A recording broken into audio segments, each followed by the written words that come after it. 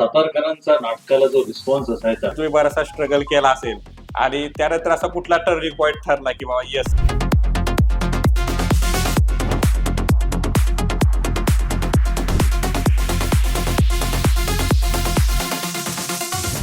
पुष्पा नाम सुन के फ्लावर समझे क्या?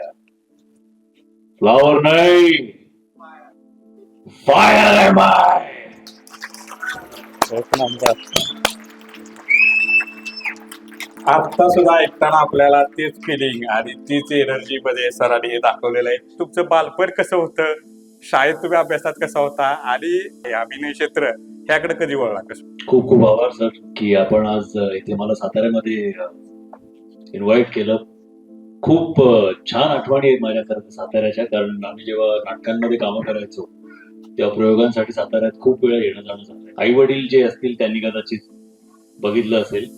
ओके, खूप वर्षापूर्वी मी करायचो तेव्हाचा जो सातारकरांचा नाटकाला जो रिस्पॉन्स असायचा, ज्या टाळ्या आणि ज्या हशा असायचा आणि ज्या पद्धतीने आम्हाला ते इन्स्पायर करायचे, मोटिवेट करायचे, एनकरेज करायचे, ते मी आजपर्यंत विसरलो नाहीये. तर त्या सगळ्या टाळ्यांसाठी, शिट्ट्यांसाठी, त्या प्रेमासाठी मनापासून. त्यामुळे आज इथे परत आल्यावर खूप बरं वाटतंय मला. तुम्ही बराचसा स्ट्रगल केला असेल आणि त्यानंतर असा कुठला टर्निंग पॉईंट ठरला की बाबा येस आता आपण आहे काहीतरी असं मुवमेंट कुठला ठरला?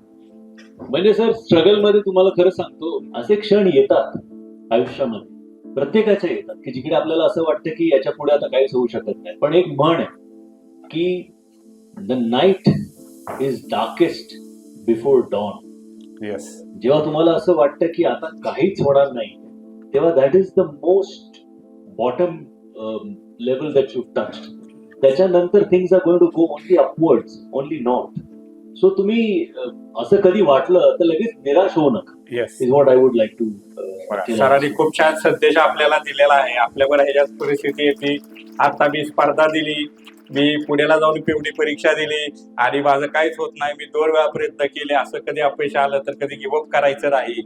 तसेच बॉलिवूडमध्ये कशी एंट्री झाली किंवा काय त्याच्याविषयी थोडक्यात काय सांगू शकता? कारण जेव्हा इक्बाल नावाची फिल्म माझ्याकडे आली, ओके, तर अर्थात कुठली फिल्म तुम्ही करत असताना तुम्हाला माहित नसतं ही फिल्म हिट होणार आहे की फ्लॉप होणार आहे. तुम्ही आपलं तुमचं काम करत राहता. पण ती इक्बाल फिल्म जेव्हा माझ्याकडे आली तेव्हा मला कोणीतरी सांगितलं होतं की अरे छोटासा रोल आहे.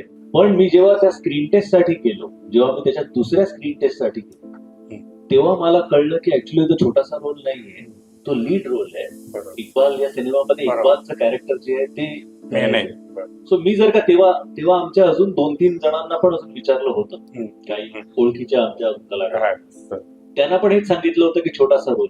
आणि तेव्हा ते म्हणाले छोटासा रोल जाऊ दे, नाही कर, म्हणून त्यांनी सोडून दिलं. तर ती संधी जी आलेली आहे तुमच्याकडे ती ओळखणं पण तेवढंच गरजेचं.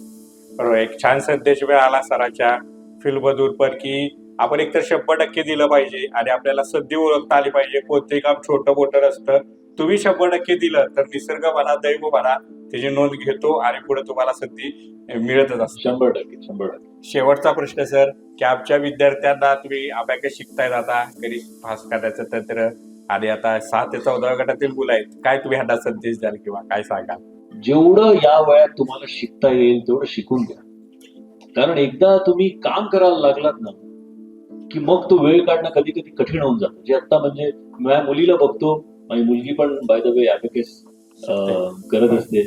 हा जो वेळ मिळालाय तुम्हाला आणि ही जी संधी मिळाली आहे तुम्हाला की काहीतरी शिकायचंय, ती दवडू नका. ती इतकी घट्ट हातात पकडा आणि इतकं छान शिकून घ्या, वेगवेगळ्या गोष्टी शिकून घ्या. कारण कुठली गोष्ट कधी तुमच्या उपयोगाला येईल, करिअरच्या लाईफच्या कुठल्या टप्प्यावरती कशी उपयोगाला येईल तुम्हालाही माहित नाही.